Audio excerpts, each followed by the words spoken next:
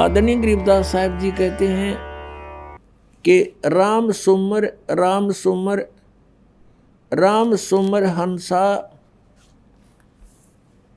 और भक्ति जान ज्ञान ध्यान ये छोड़ो कुल बंसा।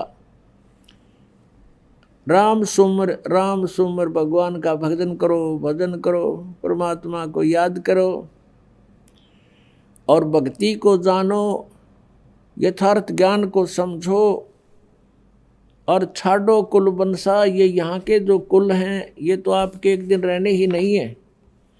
इनको यदि आप जीते जी छोड़ दोगे तो यहाँ से आस्था हट जाएगी आपकी। मरने के उपरांत कोई इसका उपचार नहीं होता। जीते जी आपको इतना ज्ञान हो जाना चाहिए कि हम जिस परिवार में रह रहे हैं ये हमारा नहीं है, और ये भी नहीं कि हम इसको त्याग कर छोड़कर या इससे हेट नफरत करें। ये हमारी फिर हंस रूप में नहीं है, हमने हंस बनना है। हंस का अर्थ होता है कि दूध और पानी को छान कर और यथार्थ वस्तु को ग्रहण कर ले, जल को छोड़ देता है। हंस एक पक्षी होता है,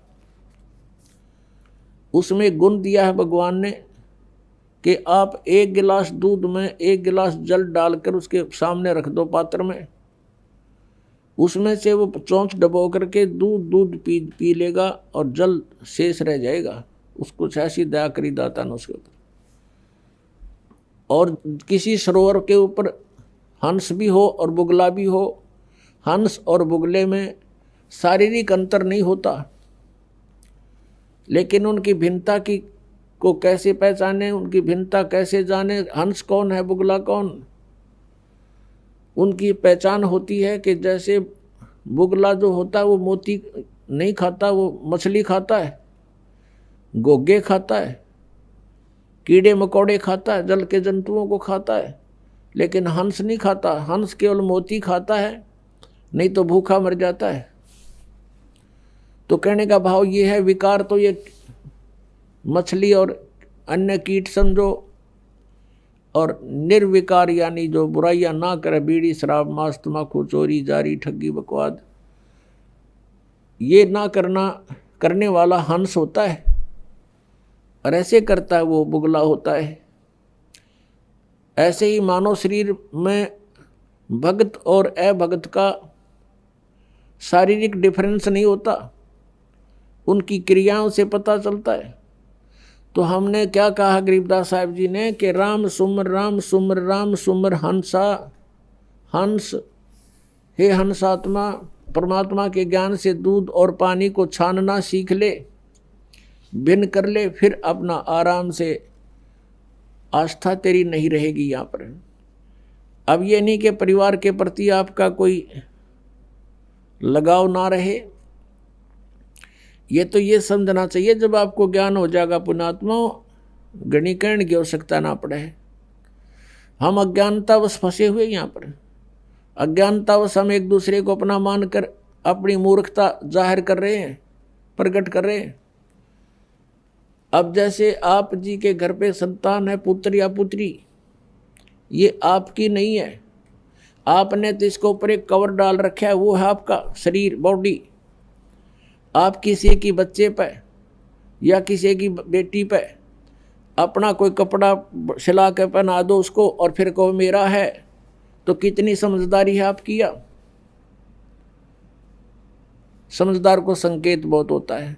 ऐसे सभी आत्माएं परमात्मा की हैं, और आपने इन पे कौर डाल लिया, अपने मटेरियल से शरीर दे दिया इनको बनाकर, लेकिन फिर इनको अपना मान लिया। इनको आप अपना ना मानकर परमात्मा का मानो, मालिक का मानो, आप नौकर जानो उस परम पिता की, तो आसानी से आप इस जीवन को पार भी कर लोगे। भगवान से डरते हुए आपने इनके साथ रहना है कि मालिक के बच्चे की आत्मा नहीं दुखानी चाहिए। आप नौकर हो उस परम पिता के, और ये बच्चे हैं उस भगवान के, आप उनके नौकर लगा रखे हो। आपको धन दिया है इनके लिए, इनको पढ़ाने को, लिखाने का, अच्छे कपड़े पहनाने का, और प्यार से रखने के लिए आपकी ड्यूटी है। इनका प्रत्येक कार्य आप करो भगवान से डर के कि भगवान के बच्चे हैं, और जितना आपको उस मालिक ने आपको इनके लिए धन दिया उसको उतने ही एवरेज से व्यय करो, एक्स्ट्रा मत करो, और उसी में से आपका धर्म पुण्य भी आप करो। तो ये ज्ञान आपको धीरे धीरे होगा, कहने से नहीं होता, एक दो बार में भी नहीं बात या दस्ती, क्योंकि हमारे ऊपर इन तीनों भगवानों का, तीनों प्रभुओं के अंदर से निकल रहे इन गुणों का विशेष प्रेशर है, बहुत जबरदस्त इफेक्ट है। तो धीरे धीरे ये ज्ञान सुनने से, परमात्मा के मंत्र, एंटीबायोटिक, ये कैप्सूल खाने से, तो ये नशा और ये इनका प्रभाव हमारे ऊपर से कम होगा। रजगुण ब्रह्मा जी, सतगुण विष्णु जी, तमगुण शिव जी, ये तीन प्रभु हैं और एक एक विभाग के मंत्री हैं। एक ब्रह्मांड के अंदर ये पृथ्वी लोक, ऊपर स्वर्गलोक और नीचे पाताल लोक को, इन तीन लोकों के ऊपर ये एक एक विभाग के विभागीय मंत्री हैं, और इनके अंदर से एक ऐसी तरंग निकलती है जैसे, और वो कैसे प्रभावित कर रही है हमारे को, जैसे रसोई के अंदर किचन में छौंक लगता है मिर्चों का, और वो छौंक का जो ओरिजिनल वस्तु तो, साकार वस्तु तो रसोई में, उससे निकली हुई तरंग ने वो जाकर के उस शक्ति ने, निर्गुण शक्ति, निराकार शक्ति निकलती है उसके अंदर से, और उसने जाकर के अन्य कक्षों में बैठे हुए व्यक्तियों को भी प्रभावित कर दिया, उनको छींकें आने लगी। वो छींकें ना आने देना उन व्यक्तियों के बस की बात नहीं, छींक आएंगी उस मिर्च के प्रभाव से, रोक नहीं सकते। अब साकार वस्तु रसोई में उसकी निराकार शक्ति ने कहाँ इफेक्ट कर दिया, ऐसा इन भगवानों की अंत के अंदर से निकल रहे इन गुणों की शक्ति समझो, ये गुणता समझो। भगवान ब्रह्मा जी, भगवान विष्णु जी, भगवान शिव जी, ये अपने ऊपर के लोकों में रहते हैं, इनकी राजधानियां अलग अलग, और वहाँ पर बहुत बड़ा इनका राज्य है। इनकी अलग से राजधानी में इनके पुजारी वहीं जाकर के देव पद प्राप्त करते हैं। वहाँ रेस्टोरेंट बने हुए हैं जिनको स्वर्ग बोला जाता है। तो ये भगवान मूल रूप में वहाँ रहते हैं अपने स्थानों पर। वहाँ से इनकी बॉडी से, इनके शरीर से निकल रहा ये निराकार पावर, निकल रही शक्ति, ये हम तीन लोक के प्राणियों को प्रभावित करती हैं। रजोगुण के प्रभाव से हम संतानोत्पत्ति करते हैं, संसारिक सुखों की इच्छा हमारे अंदर प्रबल रहती है, जीव के बस की बात नहीं। जैसे छींक ना आना ये जीव के बस का नहीं, ऐसा ही समझो। इस वासना के कारण कितने भिन्न भिन्न प्रकार के ऋषियों की कथाएं आप देख सकते हो इतिहास में, उनके इतिहासों में।